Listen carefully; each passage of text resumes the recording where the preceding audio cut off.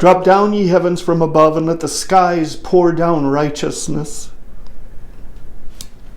Let the earth open, and let them bring forth salvation. The heavens declare the glory of God, and the firmament showeth his handiwork. I guess I get emotional right off the bat.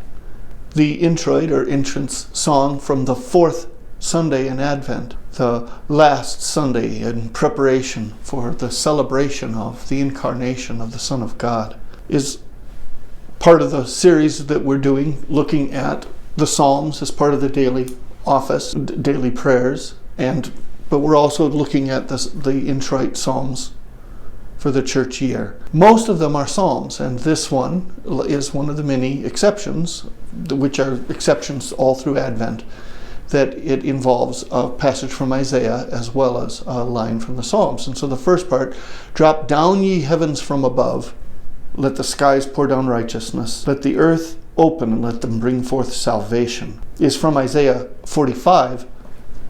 Salvation in this context, as in most of the Old Testament, is not exactly talking about how we get to go to heaven when we die, though it includes that. It's talking about all the ways that God comes and helps us with whatever's going on. Whatever's wrong, God is who we're looked to rescue us. Isaiah 45, this is what the Lord says to his anointed, to Cyrus, whose right hand I take hold of to subdue the nations before him. Cyrus, of course, being not a Jew, not a Christian, not an Israelite, not a worshiper of Jehovah, as far as we know. And God doesn't seem to much care. I'll go before you. I'll level the mountains. I'll break down gates of bronze and cut through bars of iron. I'll give you the treasures of darkness, riches stored in secret places, so that you may know that I am the Lord, the God of Israel, who calls you by name for the sake of Jacob, my servant, of Israel, my chosen. I summon you by name, Cyrus, and bestow on you a title of honor, though you don't acknowledge me. He calls Cyrus, though Cyrus doesn't know him or acknowledge him. I'm the Lord. There's no other. Boom. I'm the Lord. Ding. Period. End of sentence. There is no other, Cyrus. Apart from me, there's no God. But I'll strengthen you, though you haven't acknowledged me, so that from the rising of the sun to the place where it sets, men may know there is none besides me. I'm the Lord. There is no other. I form the light and create darkness. I bring prosperity and create disaster. I, the Lord, do these things. You heavens above, rain down righteousness. Let the clouds shower it down. Let the earth open wide, and let salvation spring up. Let righteousness grow with it. I, the Lord, have created it. We don't recognize maybe you heavens above, rain down righteousness, drop down ye heavens from above. It's two different ways of saying it, the two different translations I'm using. Of course, the word heavens here pretty much means sky. Sky. Rain down righteousness. This chapter in Isaiah is talking about what God can do. And apparently, the answer is whatever he wants. If he wants to go grab a ruler that's not supposed to fit the idea of what a ruler of Jehovah should be, he can do it. He can go get this guy and make him do his work for him. And he can level the mountains. He can do whatever he wants and bring up whatever he wants. He can make the skies speak, it says in the next part. Because the Psalm 19, it's a psalm to know. Psalm 19.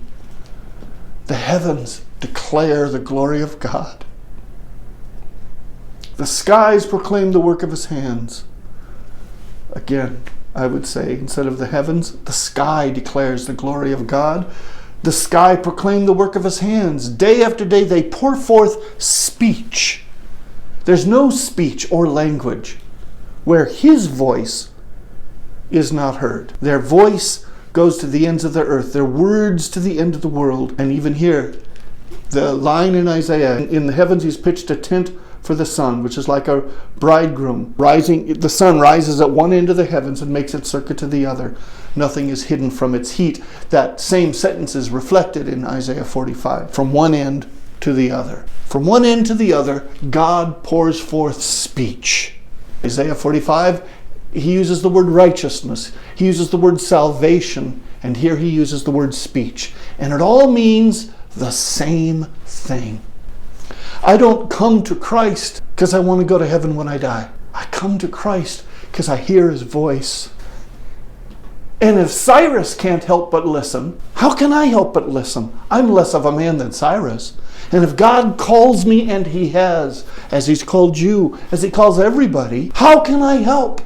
How can I help? The ground is bubbling up salvation. The earth opens and out comes salvation. We act like it's this hard thing to get at. You can't avoid it. Like there's this earthquake and everything's shaking and rattling.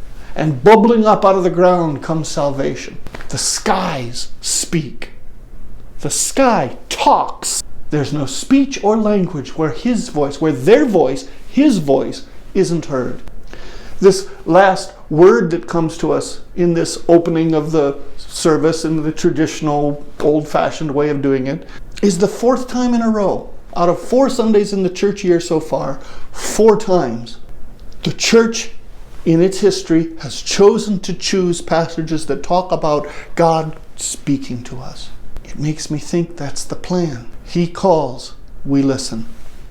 The heavens drop down righteousness, the earth pours up salvation, the skies bring his voice to us, and we listen and we follow. Thou hast prevailed, thy part in them